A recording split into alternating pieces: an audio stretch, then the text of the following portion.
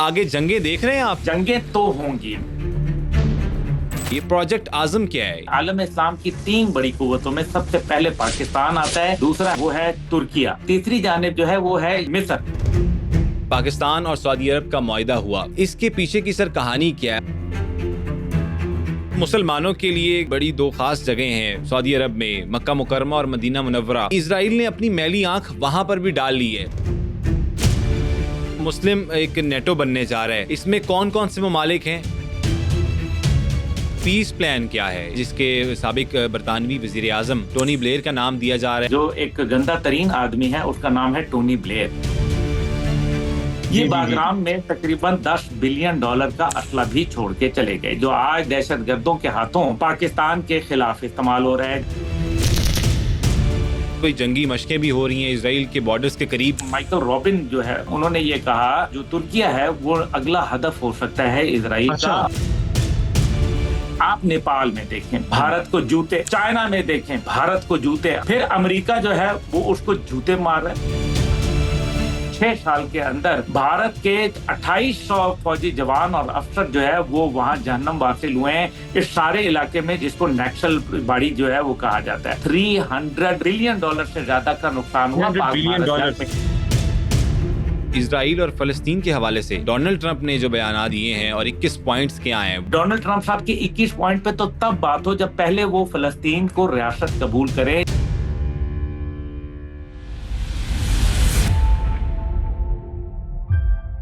अस्सलाम वालेकुम जी, आप देख रहे हैं दी ब्लूटूथ डिजिटल। मैं हूं आपका होस्ट अब्दुल सदीक। आज बड़ी स्पेशल गेस्ट के साथ दोबारा से आपकी खिदमत में हाजिर हुए हैं, लेकिन इससे पहले मैं आपको कहना चाहता हूं कि दी ब्लूटूथ डिजिटल को सब्सक्राइब कर लीजिए, क्योंकि आपके लिए इस तरह का कंटेंट लेके आते रहें और आपको कुछ ना कुछ सिखाते रहें और एजुकेट करते रहें। आज हमारे साथ मौजूद हैं अब्दुल्ला हमीद गुल साहब। इनसे हम बात करेंगे कि इजराइल और फ़लस्तीन के मामला पर, फिर जो कतर पर हमला हुआ, इसके अलावा जो अमेरिका बगराम एयरबेस मांग रहा है अफगानिस्तान से, इसके ऊपर भी बात करेंगे और मुख्तलिफ जियोपॉलिटिकल टॉपिक्स आज के इस पॉडकास्ट में डिस्कस करने जा रहे हैं। तो इस पॉडकास्ट को एंड तक जरूर देखिएगा। सर अस्सलाम वालेकुम, क्या हाल है आपके? खैरियत से सर? वालेकुम अस्सलाम, बहुत बहुत शुक्रिया सर। ये अमेरिका की तरफ से एक और भी डिमांड हुई है जिसमें वो कह रहे हैं बगराम एयरबेस हमें चाहिए अफगानिस्तान से। सर ये क्यों चाहता है अमेरिका? ये वापस क्यों चाह रहा है? इधर से उसको क्या फ़ायदे नज़र आ रहे हैं? स्ट्रेटेजिक प्लान क्या हो सकता है उसका? और अफ़गानिस्तान ने कह दिया है कि no, we will not, absolutely not give you the Bagram airbase. Sir ये सारी पीछे की कहानी क्या है इसकी? नहीं, बात यह है कि बागराम जो है वो उसके मुतालिक जो डोनाल्ड ट्रंप साहब ने मेरे ख्याल में तो बोंगी मारी है। इसके अलावा मैं कुछ नहीं कह सकता। उनको खबरों में रहने का शौक है, वो उल्टी सीधी हरकतें कहते रहते हैं, मतलब इस किस्म के। क्योंकि आप देखें ना कि उनको मैं नहीं कह रहा, लेकिन अमेरिकन कौम खुद कह रही है कि हमने सदर नहीं बल्कि क्लाउन चुना है। तो वो अगर उनको जोकर के तौर पर ले रहे हैं दुनिया, उनके अपने मुल्क वाले, तो फिर इसके पीछे क्या वजूहात हैं? ज़ाहिर है कुछ तो वजूहात होंगी, लेकिन इन सब से हट के आप देखें कि उससे चंद दिन पहले उन्होंने, तकरीबन 2 दिन पहले, ताइवान के मामले पे चाइना को धमकी दी थी। उसके बाद उन्होंने कहा कि जी मुझे बागराम है जो है वो बेस चाहिए। हाँ जी, पहले तो ये फैसला कर लें कि बागराम से और अफगानिस्तान से निकलने का फैसला जो बाइडन ने नहीं बल्कि डोनाल्ड ट्रंप साहब ने अपनी सदारत के पहली मुद्दत में किया था। तो फिर ये फैसला, पहले तो वो ये बताएं कि मेरा फैसला गलत था, नंबर 1। नंबर 2 ये है कि बागराम से जब वो निकले तो आप देखें कि ये 77 मुरब्बा किलोमीटर के ऊपर फैला हुआ एक इलाका है। मैं गया हूँ, इसलिए मुझे इल्म है।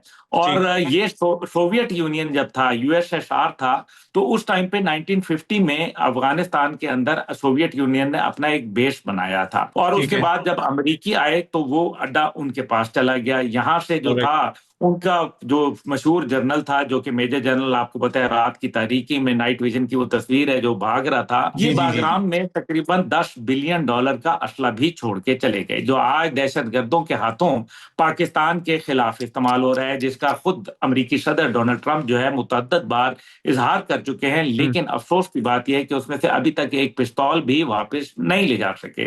अब बागराम का उन्होंने साथ ये चलें, अड्डा लेना तो एक दूर की बात है। उन्होंने ये क्यों कहा कि 1 घंटे की मुसाफत पे वहां से चाइना के न्यूक्लियर एसेट्स मौजूद हैं, यानी कि आप चाइना को धमकी दे रहे हैं।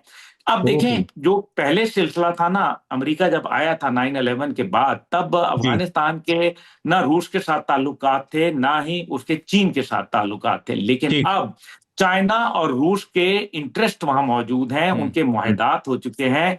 मैं नहीं समझता कि बागराम समेत किसी भी अफगानिस्तान के इलाके के अंदर अमेरिका को कोई एंट्री जो है वो देने के लिए ये दोनों मुमालिक तैयार होंगे। पाकिस्तान के भी मफाद में नहीं है, क्योंकि पाकिस्तान के देखे ना, जब अमेरिका आया इस खित्ते के अंदर तो हमारे लिए डिस्टेबलाइजेशन हुई, और आज भी जो दहशतगर्द वहां बैठे हैं, आप देख लीजिए कि अमेरिका वहां कितने साल रहा, 2 दिहाइयां रहने के बावजूद वो दहशतगर्दी को कंट्रोल नहीं कर पाया, बल्कि वहां टीटीपी, जमातुल अहरार और जो वो कौन से जमातुल मुजाहिदीन और यूएमआई और दीगर जिस किस्म की ऑर्गेनाइजेशन थी, उनको पनपने का मौका मिला, आईएसकेपी वगैरह। तो ये तो अमेरिका की मौजूदगी में हो रहा था, जबकि उन्होंने तकरीबन $2.43 ट्रिलियन वहां इस्तेमाल किए थे। सर, ये सारे मामलात के बाद फिर भी दहशतगर्दी क्यों बढ़ती चली जा रही है? देखिए, जो दहशतगर्दी हो रही है, हम रोजाना देख रहे हैं कि इसमें इजाफा हो रहा है। अभी जो नई रिपोर्ट आई है इस्लामाबाद इंस्टीट्यूट की, वो ये कह रहे हैं कि जी 74% इसके अंदर इंक्रीज हुआ है। अब ये दहशतगर्द जो है एक बड़ी तादाद में जहन्नम वासिल किए जाते हैं हमारी बहादुर सिपा के जानिब से, तो फिर ये इतनी बड़ी तादाद में दोबारा कैसे आ रहे हैं? ये वो लोग हैं जो अफगान सिक्योरिटी फोर्सेस के अंदर बाकायदा अमेरिका और भारत के ट्रेंड याफ्ता हैं, और अब उनको जब भारत पैसा देता है तो ये फितनतुल हिंदुस्तान बन के पाकिस्तान के ऊपर हमला आवर होते हैं। ये है इसकी असल कहानी, वरना तो दहशतगर्द को ट्रेन होने में टाइम लगता है। ये तो ट्रेंड लोग हैं, और यही काम जो है गड़बड़ हो रहा है। तो अफगानिस्तान में बागराम जो है वो तो आपको पता है, अफगानिस्तान में उन्होंने बोल दिया, और मेरे ख्याल में डोनाल्ड ट्रंप साहब सिर्फ एक जो चाइना की अभी जो उन्होंने सुपर पावर अपने आप को डिक्लेयर किया 3 सितंबर को, और उन्होंने कहा कि अमेरिकन पॉलिसीज को हम नहीं चलने देंगे, और दुनिया की जो यूनिपोलर वर्ल्ड ऑर्डर है उसको हम मल्टीपोलर वर्ल्ड ऑर्डर की तरफ लेके जा रहे हैं। उसके बाद जो है अमेरिका इस किस्म के बयानात दे रहा है, लेकिन इस सब के बावजूद आप ये देखिए कि अमेरिका के जो इस टाइम पे अरब दुनिया में अदम एतमाद हुआ उनके अड्डों पे, तभी पाकिस्तान के साथ सिक्योरिटी कॉन्ट्रैक्ट और स्ट्रेटेजिक कॉन्ट्रैक्ट साइन हुए। दूसरी जानिब जो है इवन यूक्रेन के मामले पे जिस तरीके से एक कमजोरी आई और प्लेट में रख के जो पेश किया गया अलास्का कॉन्फ्रेंस के अंदर सदर पुतिन को और यूक्रेन, इस बात पे यूरोप बड़ा खफा है, और वो अमेरिकी अड्डों को जो है वो एसेट के बजाय अब लायबिलिटी वहां समझने लगा है। तो ये वो बातें हैं जो अमेरिका को देखें आप साउथ कोरिया के अंदर कि वो जो अड्डे हैं वो कहता है कि जी उसकी जमीनें 11 अड्डों की जमीनें जो है वो भी अमेरिका के नाम पे कर दो, यानी कि यूनाइटेड स्टेट्स का हिस्सा बना दो। जापान में भी वो यही मुतालबा कर रहे हैं। तो अमेरिका की जो पॉलिसी है वो एक कंफ्यूजन का शिकार है। इस वजह से चाहे वो उनके 21 नुकाती एजेंडा हो, या वो पीस प्लान हो, या फिर उनकी जो मिडिल ईस्टर्न पॉलिसी है, या उनकी जो है यूरोपियन पॉलिसी है, मेरा ख्याल है कि उसमें बहुत सारे सुकम हैं। और खास तौर पे इंडो पैसिफिक रीजन के अंदर जो उन्होंने अपना नेट सिक्योरिटी प्रोवाइडर का खिताब अपने लाडले भारत को दिया था, भारत तो पाकिस्तान के हाथों हजीमत आमेज शिकस्त के बाद अल्हम्दुलिल्लाह उसको तो जो इस टाइम पे जो मोदी है उसको तो एक जो है वो चैन आया है, लेकिन उसको वैसे वो है नहीं, वो इस वो दुम है जो 1000 साल नलकी में रहने के बाद भी टेढ़ी रहती है। तो इस वजह से मैं समझता हूं कि ये अमेरिका का जितने भी जो ग्लोबल वर्ल्ड ऑर्डर था वो एक कोलैप्स को जा रहा है, और एक नया वर्ल्ड ऑर्डर लिखा जा रहा है जिसका लेखक कोई और नहीं बल्कि आपका और मेरा प्यारा पाकिस्तान। सुभान अल्लाह। सर, ये अभी हालिया सूरत हाल जो देखी आपने कि पाकिस्तान और सऊदी अरब का मुआहिदा हुआ, सर इसकी वजह से क्या क्या पाकिस्तान को फ़ायदे होने वाले हैं? और ये जो डिफेंस एक एक्ट आपको सामने आपके नज़र आया है कि म्यूचुअल डिफेंस स्ट्रेटेजिक आपके सामने एक एग्रीमेंट हुआ है साइन, इसके पीछे की सर कहानी क्या है और इससे पाकिस्तान को क्या फ़ायदा होगा? बहुत बहुत शुक्रिया आपका। देखें, जहां तक बहुत सारी बातें इसके ऊपर हो चुकी हैं, अभी आते हैं कि इस डिफेंस एग्रीमेंट के तहत जो है और स्ट्रेटेजिक एग्रीमेंट के तहत क्या क्या हम हासिल कर सकते हैं और क्या क्या सऊदी अरब हमसे एक्सपेक्ट कर रहा है, उसके ऊपर बात करते हैं। सऊदी अरब जो है आलम इस्लाम का सबसे एक अहम तरीन मुल्क है, बड़ा मुल्क है, वसाइल वाला मुल्क है, और एक बड़े भाई का किरदार अदा करता है। जो कि जिसकी सियासत और जिसकी मईशत और जिसकी डिप्लोमेसी जो है वो पूरी दुनिया के अंदर एक अपनी जो है वो पोजीशन आप है। और जाहिर है सऊदी अरब की हाँ में जो है वो दुनिया की तिजारत की हाँ होती है और सऊदी अरब की तिजारत में ना में दुनिया में ना हो जाती है। इसी तरह से डिप्लोमेटिक प्रेशर जो है वो भी मुख्तलिफ तरीके से जो है गाहे बगाहे असर्ट करते रहते हैं। आप देख लीजिए कि चाहे वो अरब समिट हो या दुनिया के अंदर कोई भी ममालिक का इजलास हो, सऊदी अरब को एक मुमताज मुकाम हासिल है। पाकिस्तान को ये मुमताज मुकाम जो था ये पहले माजी में हासिल था, लेकिन उसके बाद आहिस्ता आहिस्ता जो पाकिस्तान की मईशत हवाले से मुश्किलात आना शुरू हुई और साथ ही साथ जो है पाकिस्तान के ऊपर भारत के जो एक मजमूम प्रोपेगेंडा था जिसके अंदर सिर्फ पाकिस्तान पर झूठ जो है वो बोला जा रहा था, तो पाकिस्तान को दुनिया इस्लाम में ये समझा जाने लगा कि शायद पाकिस्तान कमजोर हो गया। मार्का हक ने जो है वो पांचा पलट के रख दिया और जिसको कहते हैं कि एक बिल्कुल गेम जो थी वो तब्दील हो गई एक ऐसे वक्त में जब दुनिया के अंदर मुख्तलिफ चैलेंजेस जो है वो दरपेश हुए। खास तौर पे मशरक़ वस्ता के अंदर जब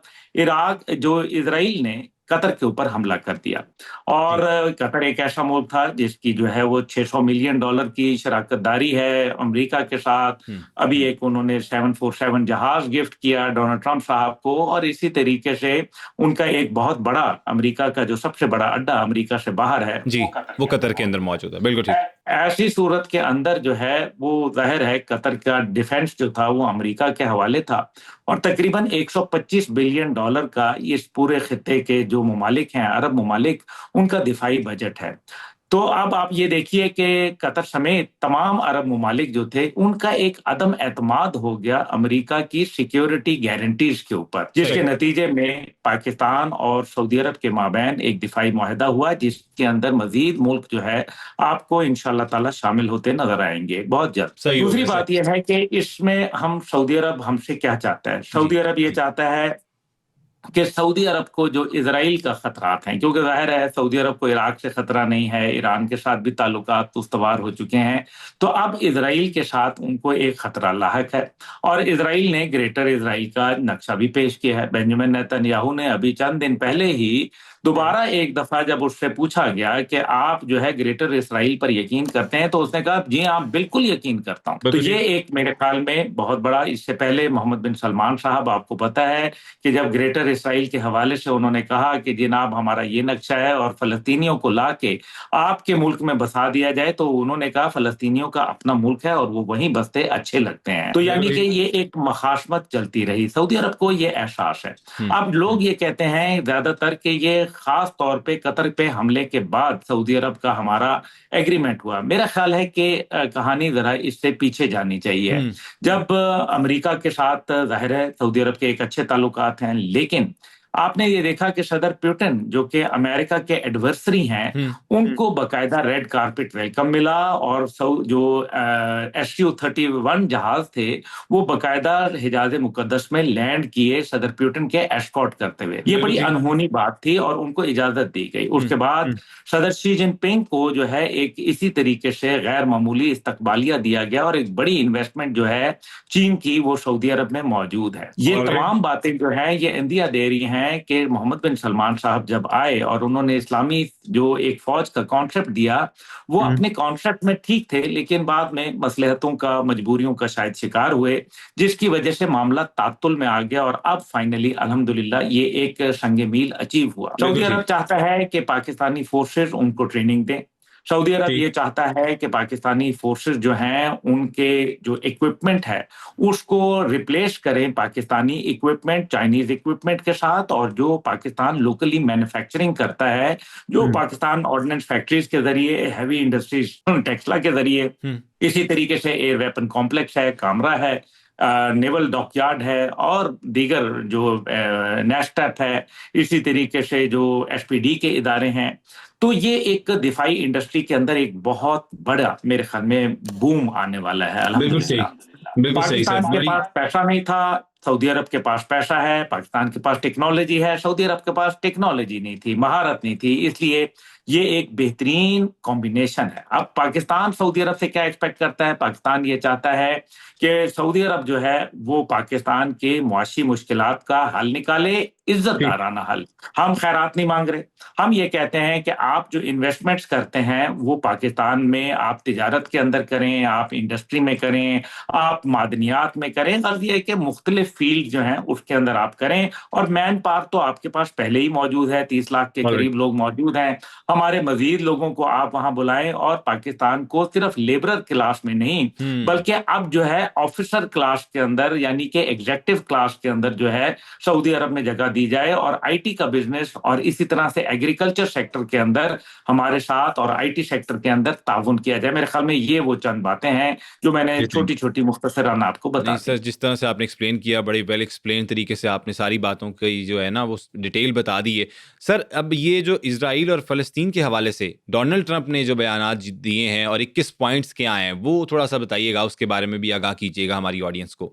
देखें, सारी बातें जो हैं डोनाल्ड ट्रंप साहब ने जो बातें कही हैं, सबसे बड़ी बात यह है कि डोनाल्ड ट्रंप साहब की जो आपको पता है पॉलिसियां हैं वो पल में तोला पल में माशा होती हैं और बहुत जल्दी वो तब्दील हो जाते हैं। खास तौर पे जब कतर जो कि उनका एक बहुत बड़ा एलाई है उसके बावजूद जिस तरह से उस पर हमला हुआ, मेरे ख्याल में it was an eye opener.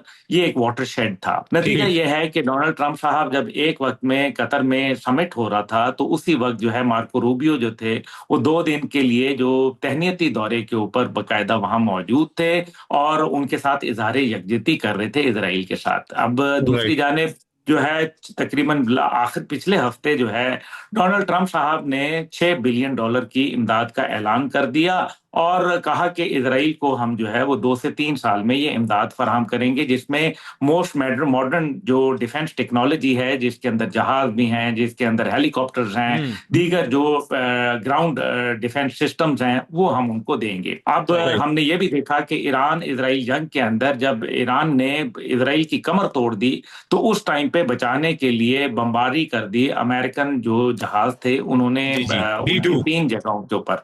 तो ये वो तमाम बातें थी जिससे अदम एतमाद पैदा हुआ। ये जो 21 पॉइंट्स हैं बुनियादी तौर पे देखें, सबसे बड़ी बात यह है कि जो 2 रियासती हल है इसमें पाकिस्तान सबसे पहले तो यह है कि इजराइल को रियासत तस्लीम नहीं करता। इसलिए 2 रियासती हल के लिए जरूरी है कि हम जो है, क्योंकि 1967 की बात होती है लेकिन पाकिस्तान तो 1947 से ही जो है वो इजराइल को तस्लीम नहीं करता और रियासत ही कबूल नहीं करता और उसका इजहार हम अपने पासपोर्ट में भी करते हैं। दूसरी जानिब जो है अगर फलस्तीन की रियासत, हम तो यही कहते हैं कि फलस्तीन की जो रियासत है वही है और बाकी तो इजराइल नाम की कोई चीज एग्जिस्ट नहीं करती। This is not acceptable to Pakistan. अब जो वो रिवियरा बनाना चाहते हैं, डोनाल्ड ट्रंप साहब कहते हैं कि जी मैं वहां सैरगाह बनाऊंगा, ये सारी बातें उन्होंने कही हैं। और अब जिस तरीके से बमबारी वहां नहीं हो रही बल्कि बकायदा बिल्डिंग्स को जो है वो ब्लास्ट किया जा रहा है इजरायली ग्राउंड फोर्सेस की जानिब से, लेकिन अमेरिका खामोश है। इसलिए उनके 21 नुकात हों या 221 नुकात हों, किसी के ऊपर भी जो है वो काबिल भरोसा इसलिए नहीं है क्योंकि सिर्फ अरब दुनिया का अदम एतमाद नहीं है, बल्कि आप देखें कि किस तरीके से इटली जो है वो इस टाइम पे फ्रीडम फ्लोटेला जो जा रहा है उसके लिए 2 बहरी जहाज उन्होंने जो है वो मुख्तस कर दिए हैं उनको प्रोटेक्शन देने के लिए।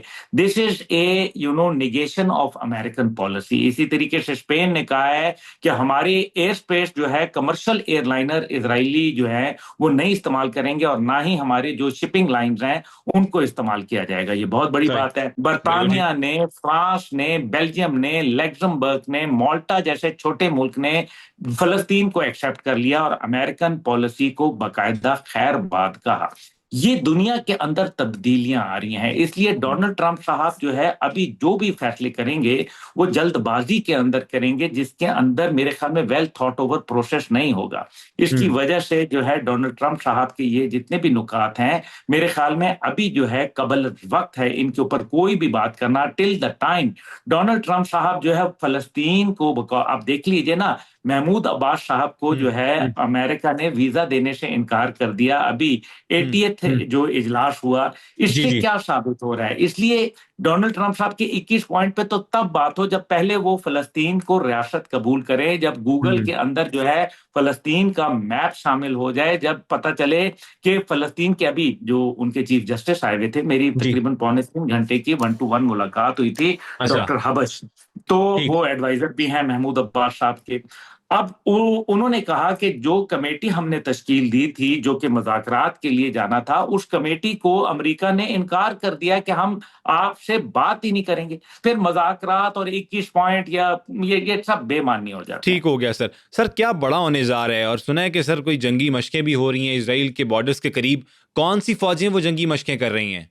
देखिए, मिस्र की फौज जो है वो जंगी मशकें कर रही हैं, इराक जो है वो उसके ऊपर काम कर रहा है, सीरिया जो है ज़ाहिर है उनके लिए बहुत मुश्किलात हैं। आते ही जो है वो उन्होंने सीरिया की डिफेंस मिनिस्ट्री पे मिसाइल दाग दिए, उनका कई इलाका जो था वो ले गए। जो द्रूज कम्युनिटी वहां रहती है उसको वहां उसके बहाने उन्होंने काफी सारा इलाका जो है, बशर उल असद एक तरफ जब मॉस्को फरार हो रहे थे तो उस टाइम पे उन्होंने जल्दी जल्दी जो है वो कब्जा कर लिया और कहा कि जनाब हमारा तो ये इलाका जो है हमने स्टैब्लिश कर लिया। इसी तरीके से जो लबनान है, ये तमाम खिताई ममालिक और खुद सऊदी अरब जो है वो और तुर्किया तुर्किया जो है उसके अभी जो उसने अड्डे बनाने की कोशिश की थी, उसके ऊपर बाकायदा जो है वो उठा के उन्होंने बमबारी कर दी इजराइल ने। तो ये एक ऐलान है। अभी आप देखें कि तुर्किया के सदर जो है रजब तैयब अर्दोआन, वो उनकी मुलाकात भी हुई है प्रेसिडेंट ट्रंप के साथ, और जाहिर है इजराइल को खतरा भी है। प्रीमियर इंस्टीट्यूट है अमेरिका के अंदर, उसके जो है वो माइकल रॉबिन जो है, जो उसके हेड हैं, उन्होंने ये कहा कि जो तुर्किया है वो अगला हदफ हो सकता है इजराइल का। और साथ ही साथ उन्होंने ये भी कहना था कि नेटो पे तुर्किया को इन्हिसार नहीं करना चाहिए, यानी कि नेटो पे सिर्फ उन ममालिक को तरजीह दी जाएगी जो कि वाकई अमेरिका के भी मुखालिफ होंगे। लेकिन अगर हमला आवर अमेरिका का दोस्त हुआ तो फिर नेटो आपकी मदद को नहीं आएगा।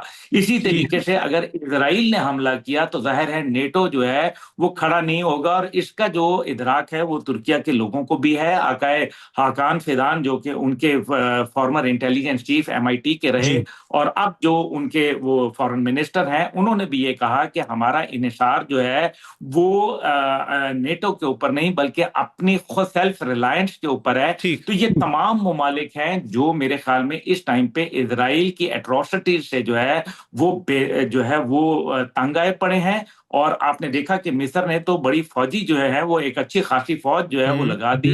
इससे पहले शनाई जंग के अंदर जो है वो बहुत एक तल्ख तजुर्बा रहा। मिस्र को लोग कहते तो हैं कि जी जनरल सीसी जो है उसके बड़े ताल्लुकात हैं, ये है वो है, लेकिन हकीकत यह है कि मिस्र के लोग आज भी फरामोश नहीं कर पाए कि इजराइल ने उनके लोगों को एक बड़ी तादाद में शहीद किया था। सही हो गया, मतलब वो भूल नहीं पाए आज तक, और इसकी तैयारी में है कि अगर हमला करता है इजराइल तो मिस्र दोबारा मुंह तोड़ हमला कर सकता है। जी बिल्कुल, मिस्र के पास वो ताकत भी है क्योंकि आलम इस्लाम की 3 बड़ी कुव्वतों में सबसे पहले पाकिस्तान आता है, इसलिए कि पाकिस्तान के पास न्यूक्लियर सलाहियत है। दूसरा है प्रोड्यूसर, जो कि वेपन का प्रोड्यूसर है, वो है तुर्किया। और लेकिन तुर्किया का इशू यह है कि उसके पास काफी सारे नेटो के हथियारात हैं, जो कि जाहिर है वो हथियार जो हैं वो किसी ऐसे मुल्क पे इस्तेमाल नहीं हो सकते जिन पे कोई कदगान हो। तीसरी जानिब जो है वो है मिस्र, जो कि अरब भी है और अफ्रीकी मुल्क भी है। इस वजह से जो मिस्र है उसके पास जो तीसरी बड़ी कुव्वत है आलम इस्लाम की फौज की, वो ये है। फिर इंडोनेशिया ने जिस तरीके से ये कहा है कि हम अपने 20,000 ट्रुप्स भिजवाने के लिए तैयार हैं, ये तमाम बातें जो है इजराइल के लिए जो एक दायरा है वो तंग होता जा रहा है। अभी उनके लिए ज्यादा मनूवरेबिलिटी का मौका नहीं है, इसलिए इजराइल को अपनी पॉलिसीज के ऊपर असर नौ जायजा लेना होगा। ये मैं नहीं कह रहा बल्कि बेंजामिन नेतन्याहू ने कहा कि हम एक बड़ी जंग जो है वो लड़ सकते हैं जिससे हमारे इकोनॉमिक हालात जो है वो खराब हो सकते हैं। ये उनका अपना कहना है। अभी ये तकरीबन कोई 10 दिन पहले की स्टेटमेंट उनकी मौजूद है। ठीक हो गया सर। सर ये पीस प्लान क्या है? ये भी एक बना है जिसके साबिक बरतानवी वजीर आजम टोनी ब्लेयर का नाम दिया जा रहा है। अभी मुमकिना तौर पर ये खबरें भी गर्दिश कर रही हैं कि जी उनको इसका हेड बनाया जाएगा और ये सारी अथॉरिटी वो कंट्रोल करेंगे। इसके पीछे की हकीकत क्या है? देखें, मेरे ख्याल में जो एक गंदा तरीन आदमी है उसका नाम है टोनी ब्लेयर। आपको ओके। याद होगा कि इराक पे इन्होंने ये कह के हमला किया था कि वेपन ऑफ मास डिस्ट्रक्शन वहां मौजूद है, यानी कि कीमियाई और एटमी हथियार वहां मौजूद हैं। जी उसके जी। नतीजे के अंदर उन्होंने वहां हुकूमत गिरा दी। इराक के अंदर 10 लाख लोग मार डाले, तकरीबन हम्म। 550 लोग फी दिन इन्होंने मारे। और उसके बाद जब इंटरनेशनल रिपोर्ट्स आई, इंडिपेंडेंट रिपोर्ट्स आई, खुद अमेरिकी रिपोर्ट्स आई, तो उन्होंने कहा no weapon of mass destruction was found in Iraq. लेकिन उसके ऊपर जब टोनी ब्लेयर से ये सवाल पूछा गया तो उसने कहा yes you know there were no weapon of mass destruction and we are sorry. भाई ओह आपने माय सॉरी गॉड। कह के बात खत्म कर दिया, आपने 10 लाख लोग मार डाले। 10 लाख एक लोग। ऐसा आदमी जो कि इंतहाई मुतनाज़ा हो, जो गैर जमहूरी हो, जिसके मुल्क में जब वो बतौर वजीर आजम था तो 10 लाख लोग जो थे वो बरतानिया के अंदर मुजाहरा कर रहे थे कि मत जो है वो अपनी फौजों को इराक में उतारो। फिर उसके बाद कहा कि मत जो है वो इसराइल की बेजा हमायत करो। लेकिन उसने जमहूरियत को जो है वो रद्द करके उसने जो है फर्द वाहिद का फैसला लिया। अब ऐसे आदमी को जो है वो पीसफुल करार देना और किसी पीसफुल मिशन के साथ, मेरे ख्याल में जो है भेड़िए से खैर की उम्मीद। अच्छा सर, ये भी बताइएगा कि ये सारे मामलात की वजह से इंडिया को क्या उसकी कांपे टांगना शुरू हुई हैं कि जो जो पाकिस्तान और सऊदीया का डिफेंस पैक्ट भी हुआ, ये सारे मामलात भी देखिए, और तमाम मुस्लिम उम्मा अब इकट्ठी यकजा होते हुए नजर आ रही है। इसके बाद इंडिया और इजराइल का आपने जिस तरह जिक्र किया, इजराइल को तो डर चुका है और उसको समझ नहीं आ रही अब करना क्या है, लेकिन इंडिया का क्या रोल देख रहे हैं इसमें? देखिए, जो दुनिया में तनहा मुल्क हुआ करते हैं, जिनकी कोई आइडियोलॉजी होती है, महदूद होती है, सिर्फ एक ही मुल्क उनके पास होता है, जैसे इजराइल के पास एक मुल्क है और भारत के पास हिंदुओं के लिए एक मुल्क है, वो हमेशा खतरात का जो है वो शिकार रहते हैं। उनको ये जी। खतरा होता है कि कहीं ऐसा ना हो कि हमारी नस्ल ही खत्म हो जाए। इस वजह ठीक। से जो इंडिया और इजराइल जो हैं, आप देखें कि ये हमेशा आकाश बेल की तरह एक एक मुल्क के ऊपर जो है वो एक दरख्त से दूसरे दरख्त पे जो है वो शिफ्ट करते रहते हैं। कभी सोवियत यूनियन के साथ खड़ा था, कभी अमेरिका के साथ, अब चीन भाग रहा है, फिर कभी जो है वो, मतलब इसका कोई आलम नहीं है, कभी अरब भागता है। असल मसला क्या है? जी असल मसला यहाँ ये है कि भारत की जो एक सालों साल की बड़ी कामयाब खारजा पॉलिसी थी, उसको जो है बुनियाद मशरूर से पहले थोड़ा सा और उसके बाद तो खास तौर पे बहुत ही जबरदस्त धचका लगा है। आप देखिए श्रीलंका में उनकी जो पॉलिसी है वो बिल्कुल नाकाम हो गई और वहां जब इनकलाब आ गया तो उसके बाद भारत को तो उन्होंने बूट आउट कर दिया। दूसरी जानिब जो है, अब आप आ जाएं बांग्लादेश के अंदर। बांग्लादेश में उनकी जो एक डिफेंस थ्योरी थी, उनकी बकायदा जो मईशत के हिसाब से पार्टनरशिप थी, उनकी जो एक डिप्लोमेटिक पार्टनरशिप थी, वो तमाम की तमाम जमीन बोस हो गई। उसी तरह से जिस तरीके से वहां शेख मुजीब जैसे गद्दार के जो मुजस्मे थे वो औंधे मुंह जो है वो गिर पड़े। भारत भी गिर पड़ा। उनकी तमाम स्ट्रेटजी जो थी वो फेलियर हो गई और वो भारत जो समझ रहा था कि हमने पता नहीं एक बकायदा खलीजे बंगाल जो है वो उसके अंदर आजादी हासिल कर ली और दो कौमी नजरिया जो है डुबा के रख दिया, अल्लाह का शुक्र है वो खुद जो है उसमें डूब गए। और अगरतला से साजिश जो शुरू हुई थी वो जब हसीना वाजिद भागी तो उसी हेलीकॉप्टर में अगरतला ही पहुंची, तो जहां की खाक थी वहीं जो है खमीरा खड़ा हुआ। देखें मसला यहाँ ये है। तो अब गौर करने वाली बात, फिर आप नेपाल में देखें भारत को जूते, चाइना में देखें भारत को जूते। अभी जो एससीओ समिट हुआ उसमें मतलब उसको वहां तक बुलाने के लिए किसी ने जहमत नहीं की कि वो परेड के ऊपर उसको बुलाया जाए। फिर अमेरिका जो है वो उसको जूते मार रहा है। मतलब मेरे ख्याल में 60-70 दफा जो है डोनाल्ड ट्रंप बेइज्जती कर चुके हैं। ये इतनी मोटी चमड़ी वाला आदमी बैठा हुआ है, ये सीना 56 इंच जो है ना, ये का सीना है जिसके ऊपर 56 इंच जो है चढ़ी हुई है, बाकी अंदर से कुछ नहीं है इस चाय वाले के अंदर। अब जो दूसरी बात, जो अगर आप देख लें भारत की, अब आप आ जाएं मईशत की पॉलिसी। अमेरिका ने जो टैरिफ्स उसके ऊपर आयद किए हैं 50% टैरिफ आयद, पहले 25 और फिर दोबारा 50 और उसके बाद तो जान ही निकल गई। अभी भी वो यूक्रेन, अच्छा फिर जो वो 10 लाख बैरल जो है वो इराक से लिया करते थे और तकरीबन गालिबन 20 लाख जो है सऊदी अरब से लेते थे, उन्होंने भी बंद कर दिया। यूक्रेन के ऊपर अभी फिर जो है जो आपने देखा कि जिस तरीके से यूनाइटेड नेशन के इजलास में डोनाल्ड ट्रंप साहब ने इंडिया का नाम लेके कहा कि ये वो लोग हैं जो कि बकायदा यूक्रेन को सपोर्ट करने के बजाय रूस से जो है वो तेल खरीद रहे हैं। अभी उनकी प्रॉब्लम यह है कि रूस के साथ उनका तकरीबन $74 बिलियन का ट्रेड एग्रीमेंट है। दूसरी जानिब चाइना के साथ $137 बिलियन का ट्रेड एग्रीमेंट है। अमेरिका के साथ $283 बिलियन का आईटी ट्रेड एग्रीमेंट है। इसलिए भारत जो है, अब जो लोग भारत में जो काम करते थे, कारोबार करते थे, उनके तो भट्टा ही बैठ गया है कि 50% ट्रेड टैरिफाइड हो गया। आप मुझे बताएं, गजब खुदा का, एक ही रात के अंदर उनकी तो दुनिया ही तब्दील हो गई। इसकी वजह से मोदी सरकार जो है, जो कि पहले कहती थी कि अब की बार 400 पार तो दरकिनार, उनको तो जो है वो कोएलिशन बनानी पड़ गई। कोएलिशन भी वो जो कि अगर मोदी इस तरफ सोचता है तो वो उस तरफ सोचते हैं।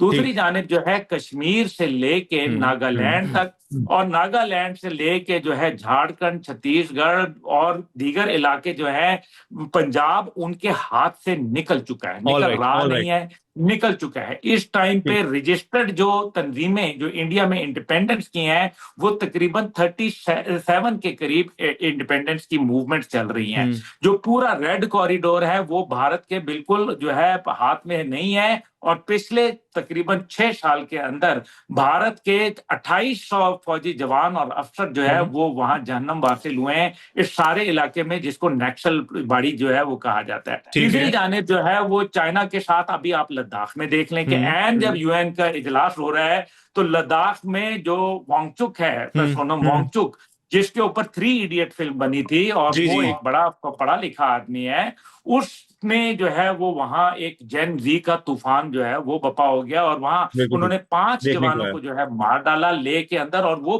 बीजेपी के दफ्तर के सामने, जो उनका दारुल खिलाफा है ले के अंदर, उसका जो है उसके दफ्तर के सामने एहतजाज कर रहे थे, और भारत ने निहत्थे लोगों के ऊपर गोलियां चला दी 97% लिटरेसी रेट वाले इलाके के अंदर, जहां 26% जो है लोगों को, नौजवान जो ग्रेजुएट नौजवान है, वो बेरोजगार हो चुका है। अब मुझे ये बताएं कि शाइनिंग इंडिया कहां गया, राइजिंग इंडिया कहां गया? अब फॉरेन पॉलिसी पाकिस्तान के हवाले से 7 जहाजों का जिक्र होता है कि जिसमें से 4 राफेल हैं। अभी जनरल किदवाई ने जो प्रेस कॉन्फ्रेंस की उसके अंदर बकायदा टेल नंबर्स तक जो है दे दिए, जिसको भारत ने अभी तक डिनाई नहीं किया। दूसरी जानिब भारत के अंदर जो नस्ली तौर के ऊपर और जो मजहबी जो फिरकावारियत है वो अरूज के ऊपर पहुंच चुकी है, और इतना ज्यादा नस्ली तसाव वहां जो एक आपस में क्लैश है वो डेवलप हो रहा है, जिसकी वजह से भारत जो है तमाम का तमाम जो मलबा है वो पाकिस्तान पर डालने की कोशिश कर रहा है।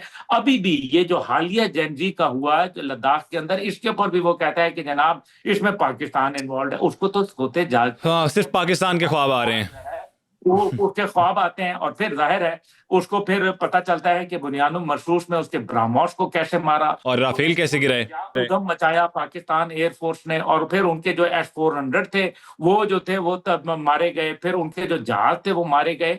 इसके अलावा जो भारत को नुकसान हुआ मेरे भाई, इस टाइम पे जो मेरी इतलात है, मैं इसके ऊपर एक लंबी डिबेट कर सकता हूं, $300 बिलियन का नुकसान हुआ है। बिल्कुल।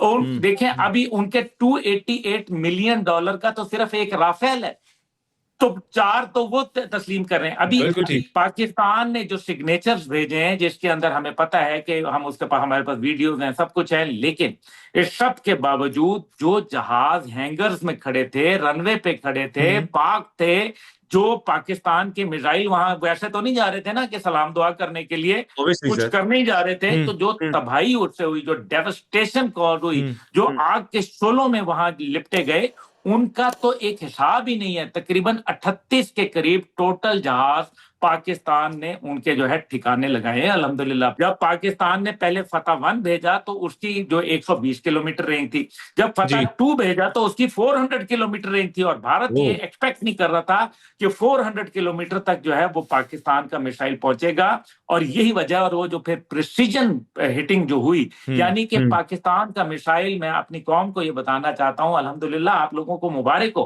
कि पाकिस्तान का जो मिसाइल है वो एक अगर सुई रखे ना तो उस सुई के नक्के के ऊपर आके जो है वो लगता है। ये है पाकिस्तान की प्रिसीजन गाइडेंस। क्या बात। तो मतलब भारत का तो आप देखें अभी अग्नि जो उनका उन्होंने तजुर्बा किया 9 किलोमीटर वो दूर चला गया। वो सर एक एमका भी उनका एक प्रोजेक्ट जो कभी कहते हैं ये 2026 में कंप्लीट होगा, कभी कहते हैं 2028 में होगा, कभी कहते हैं वो 2032 तक कंप्लीट हो जाएगा। वो मुझे नजर तो नहीं आ रहा, लेकिन इसी के साथ साथ पाकिस्तान का अपना वो तेजा का प्रोजेक्ट तो करते जो 30 साल हो गए हैं। बिल्कुल ठीक। और सर लेकिन अभी एक और खुशखबरी पाकिस्तान के लिए आई है जो कि 5th जनरेशन जेट्स बनाने जा रहे हैं। सर उसकी कोई अपडेट दें ज़रा, वो क्या होगा और उसमें बड़ी टेक्नोलॉजी भी से लेस वो जहाज़ होंगे, उसमें क्या क्या होगा सर? देखिए जो 5th जनरेशन स्टेल्थ फाइटर्स हैं इसके अंदर जो पहली बात है 5th जनरेशन भी और फिर 5.5 जनरेशन भी हैं, 6th जनरेशन जहाज जो हैं वो भी इस टाइम पे चेंगडू जो कंपनी है उसने बना लिए हुए हैं। और उसकी जो एक फ्लाइट थी वो भी कुछ अर्सा कबल जो है वो चाइना में देखने में आई, दुनिया में बड़ा वावेला हुआ।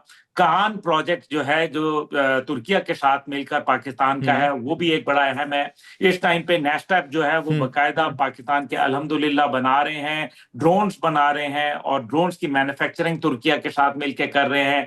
इसी तरीके से JF-17 थंडर के ब्लॉक 3 जो जहाज हैं वो भी हमारे पास आ रहे हैं। और अब जो है पाकिस्तान J-35 की जो डील है तकरीबन शुरू में इनिशियली 40 जहाज कहे थे, लेकिन अब वो सुना है कि 60 से 80 जहाज जो है वो इंशाल्लाह ताला पाकिस्तान के पास आएंगे। और ये जो है पाकिस्तान में मैन्युफैक्चरिंग के लिए भी हम कोशिश कर रहे हैं। दूसरी जानिब पाकिस्तान आबदोजें जो है वो बनाएगा इंशाल्लाह। कुछ आबदोजें बन चुकी हैं जो तुर्किया के साथ और चीन के साथ शराकतदारी के साथ किया है। कुछ फ्रिगेट्स हैं, कुछ डिस्ट्रॉयर्स हैं, कुछ गन बोट्स हैं जो पाकिस्तान नेवल डॉकयार्ड के अंदर बन रही हैं। और फिर साथ ही साथ जो है हमारे जो स्टेट ऑफ द आर्ट जो जहाजों के अंदर लगने वाले मिसाइल होते हैं यानी कि एयर टू एयर कॉम्बैट के अंदर जो यूज होते हैं वो भी पाकिस्तान खुद मैन्युफैक्चर कर रहा है। तो पाकिस्तान का जो डिफेंस एक्सपोर्ट प्रमोशन ऑर्गेनाइजेशन है डेपो, ये अल्हम्दुलिल्लाह एक बड़ा काम कर रहा है। और सबसे बढ़कर बात यह है कि अमेरिकन या मगरबी हथियारों के साथ सबसे बड़ा इशू यह है कि वो कहते हैं कि इस पे कई सारे जो उनके जो कदगने हैं वो लग जाती हैं कि जनाब आप इसको इसके खिलाफ इस्तेमाल कर सकते हैं, इसके खिलाफ नहीं कर सकते। जैसे अभी कतर के अंदर जहाज तो उनके पास थे, उनके पास पायलट भी थे, बम भी थे, लेकिन इजाजत चला नहीं सके। फिर नतीजा जो है वो आपके सामने हुआ। जो एशियाई हथियार हैं खासतौर पे जो पाकिस्तान और चीन मिलकर बना रहे हैं उन पे किसी किस्म की कोई के पाबंदियां आयद नहीं है अल्हम्दुलिल्लाह, जिसके नतीजे के अंदर जो है वो पाकिस्तानी हथियार ना सिर्फ सस्ता है बल्कि वो प्रिसीजन में है, वो क्वालिटी वाला है। और उसने मैदान जंग में भारतीय जो असला जिसमें रूस और मगरबी असले का इम्तजाज शामिल था उन दोनों को नाकारा बनाया अल्हम्दुलिल्लाह। क्या बात है, अल्हम्दुलिल्लाह। सर सब मुसलमानों के लिए बड़ी दो खास जगह हैं सऊदी अरब में, मक्का मुकर्रमा और मदीना मुनव्वरा, और बैतुल मुक़द्दस भी खासुसन जहाँ पे हजूर सल्लल्लाहु अलैहि वसल्लम के पैर मुबारक के निशान हैं। सर इन्होंने इजराइल ने अपनी मैली आंख वहां पर भी डाल ली है। सर ये वहां पर तो कोई शरारत नहीं करेंगे? नहीं, ये मानेंगे नहीं। देखिए ना, एक आप और मैं और हमारे नाज़रीन कुरान से हट नहीं सकते बतौर मुसलमान। बेशक। क्रिश्चियन जो है वो अपनी बाइबल से नहीं हट सकता, हिंदू अपनी वैद से नहीं हट सकता, यहूदी अपनी किताब से नहीं हट सकता। तो ये कैसे हटेंगे? ये आइडियोलॉजिकल जंग है। असल बात ये है, ये क्लैश ऑफ आइडियोलॉजीज है। क्लैश ऑफ सिविलाइजेशन तो सैमुअल पी हंटिंगटन ने लिखी थी, लेकिन मैं क्लैश ऑफ आइडियोलॉजीज जो है मेरे ख्याल में इस किताब को भी आना चाहिए, वरना मैं ही लिख लूंगा। ये जो क्लैश ऑफ आइडियोलॉजी है ये अब आपने देखा कि वो ग्रेटर इजराइल जो है उसका नक्शा बता रहे हैं। जो मैंने शुरू में कहा कि जी उसने जब बेंजामिन नेतन्याहू से पूछा तो उसने कहा हाँ मैं ग्रेटर इसराइल को बिल्कुल मानता हूँ। तो फिर इसका मतलब यह है कि वो एक्सपेंशन, देखिए दो मुमालिक हैं जो अपनी टेरिटोरियल और अपनी रिलीजियस एक्सपेंशनिज्म को बढ़ाना चाहते हैं। एक का नाम है इजराइल जो ग्रेटर इजराइल चाहता है, जो दुनिया में यहूदियत का फैलाव चाहता है, जो दजला से फरात तक जो है कहता है कि जी ये मेरा इलाका है और मैं इसको हासिल करके रहूंगा। और ये बात उन्होंने अलल ऐलान कही है और उनकी कनेक्ट जो कि उनकी नेशनल असेंबली है उसके ऊपर भी लिखा हुआ है। दूसरी जानिब जो है वो भारत है जो चाहता है कि अखंड भारत बनाऊंगा मैं। और अभी जो उन्होंने अपनी असेंबली जो बनाई है है, नई जो असेंबली का बिल्डिंग बनाई, उसके अंदर बाकायदा उन्होंने अखंड भारत का नक्शा बाकायदा आवेजा किया है, जिसमें पूरा पाकिस्तान शामिल है, और वो हिंदुत्व के माइंडसेट को बढ़ाना चाहते हैं। तो ये दो मुल्क हैं जो ये काम करते हैं। अब जो हिजाज़ मुक़द्दस है, देखिए हमारे लिए किबला अव्वल और किबला दोम दोनों बड़े अहमियत के हामिल हैं, लेकिन अफसोस से ये कहना पड़ता है कि किबला अव्वल की हिफाजत के लिए मुसलमान क्यों कमजोर पड़ गए, क्योंकि यही वो किबला अव्वल है जहां 2 रकात नमाज जो थी असर की, वो अल्लाह के नबी सल्लल्लाहु अलैहि वसल्लम ने जो है वो किबला अव्वल की तरफ करके पढ़ी, और फिर किबला दोम की तरफ जो है बाकी 2 रकात नमाज असर जो थी वो अल्लाह के हुक्म से उस तरफ जो है वो मुंह फेर लिया। तो फिर आप मुझे बताएं कि किबला अव्वल भी उतना ही मुकद्दस है। आप देखें बनी इसराइल के तमाम अंबिया कराम, पैगंबर, बुजुर्गान दीन जो थे, वो उस जगह से जो है वो हमारे लिए बड़ी मुकद्दस जगह है।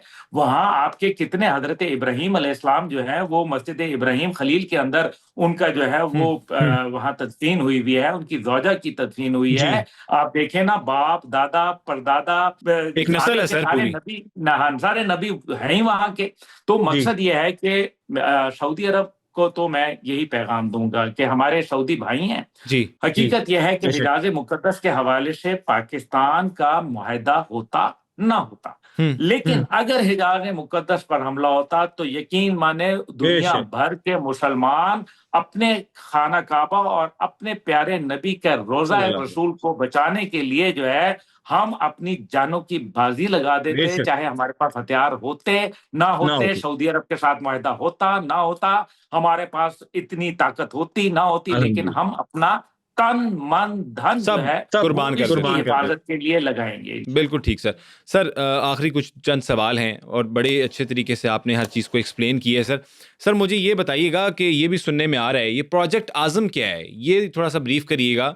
और अमेरिका ने अपने तमाम जो वो कहते हैं ना कमांडर्स को भी एक जगह पर इकट्ठा करना शुरू कर दिया हुआ है, और इससे पहले कभी देखा नहीं गया कि इतने कमांडर्स और इतने जनरल्स को एक जगह पर जो है इकट्ठा किया जाए। इसके पीछे की क्या लॉजिक समझते हैं sir, in a short answer sir? देखिए, शॉर्टली ये है कि अमेरिका जो है वो क्योंकि एक स्ट्रगलिंग अब सुपर पावर है, America is no longer a unipolar super power. ठीक है, इस वजह से वो मल्टीपोलर वर्ल्ड ऑर्डर के अंदर अपने आप को सरवाइव करने के लिए उसने जो है डोनाल्ड ट्रंप ने मिनिस्ट्री ऑफ डिफेंस का नाम मिनिस्ट्री ऑफ वॉर रख दिया, वॉर मिनिस्टर कर दिया नाम। और अब वो दुनिया के अंदर डोनाल्ड ट्रंप साहब तो अमन की बात कर रहे थे, नोबल इनाम की बात कर रहे थे, लेकिन दूसरी जानिब इनके ये इकदामात जो हैं दुनिया को जंग की तरफ घसीटने की बातें हो रही हैं। इस टाइम पे आपकी इतलात के लिए 37 4-स्टार जनरल्स इस टाइम पे अमेरिकन आर्मी में मौजूद हैं। 37।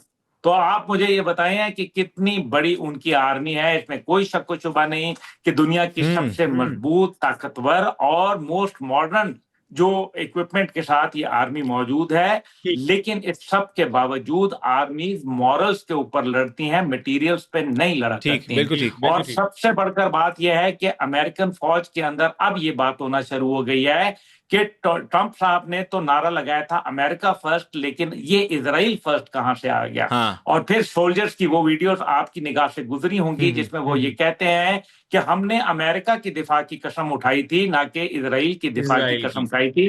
तो ये जो प्रोजेक्ट एडम है, इसका बुनियादी मकसद यह है कि दुनिया के अंदर एक दफा फिर अमेरिकन हेजमनी को बजोर शमशीर, बजोर ताकत जो है इम्प्लीमेंट कराया जाए, और जहां लड़ाई करनी पड़े वहां लड़ो, और या लड़ो या मरो, या फिर अपना सुपर पावर का स्टेटस जो है प्लेट में रख के चाइना और रूस के हवाले कर दो। सही हो गया सर। ये सारी बातें तो ठीक हैं, लेकिन आगे जंगें देख रहे हैं आप?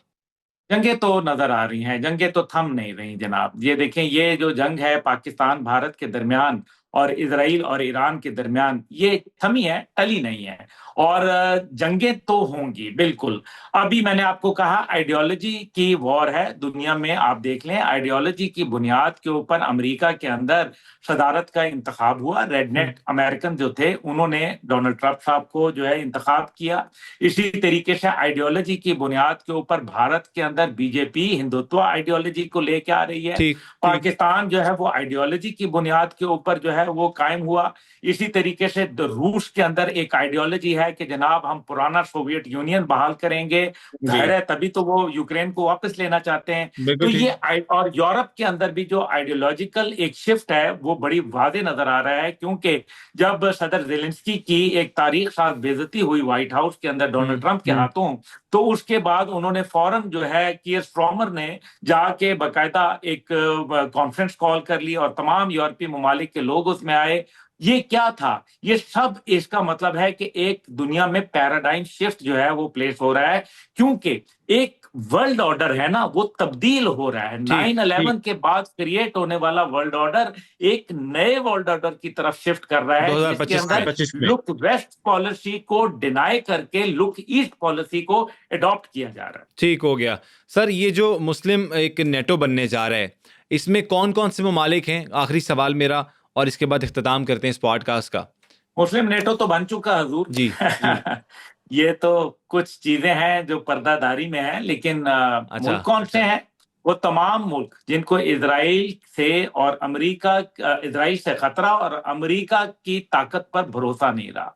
और उसके अंदर आप देख लें, आपको कतर भी मिलेगा, बहरीन भी मिलेगा, उसके अंदर आपको जो है शाम भी मिलेगा, उसको लबनान भी मिलेगा, ईरान भी मिलेगा, मिस्र भी मिलेगा और यूएई भी मिलेगा। ये तमाम मुल्क हैं जिनको ये समझ आ गई है कि अब उनकी एग्जिस्टेंस जो है वो खतरे में है, और अगर वो उन्होंने वक्ती तौर पर फौरी इकदामात ना लिए तो शायद उनके लिए फिर अपनी आजादाना खुद मुख्ताराना रियासत को कायम रखना शायद नामुमकिन हो। सर बहुत शुक्रिया आपके टाइम का। आपने जिस तरह से सारा एक्सप्लेन किया मामला, और ये जंगों की हालात हों, ये जहाज़ों की सारी बातें हों, या जो हमारी टेक्नोलॉजी है, या हमारे बैतुल मुक़द्दस की तमाम तर चीज़ें जो आपने जिस तरह से एक्सप्लेन की, उम्मीद करते हैं कि हमारी ऑडियंस को खूब पसंद भी आई होंगी और उन्होंने कुछ ना कुछ सीखा भी होगा। इसी के साथ अपने होस्ट अब्दुल सदीक को दीजिए इजाज़त। अपना बहुत ज़्यादा ख्याल रखिएगा। अल्लाह हाफ़िज़। नासिर सर बहुत शुक्रिया वंस अगेन।